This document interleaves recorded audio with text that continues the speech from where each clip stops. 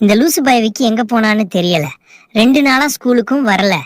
நம்ம நோட்டு வேற அவன் கிட்ட மாட்டிக்கிட்டு கிடக்குது. என்ன பண்றது? சரி, அவன் ஏரியாக்கு போய் பார்ப்போம். இந்த தெருன்னு தான் சொன்னான். ஆனா வீடு எங்க இருக்குன்றது தெரியலையே. சரி, அங்க ஒரு குட்டி பையன் வருகிறான்.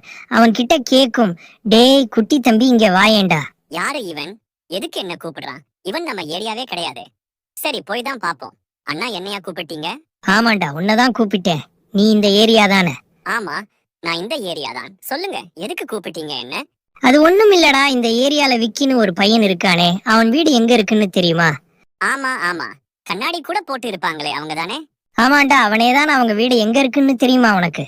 தெரியுமே, என் வீட்டுக்கு பக்கத்துல தான் அவங்க வீடு இருக்கு. ஏன் அந்த அண்ணனை தேடுறீங்க? அவங்க தான் ஊர்லயே இல்லையே.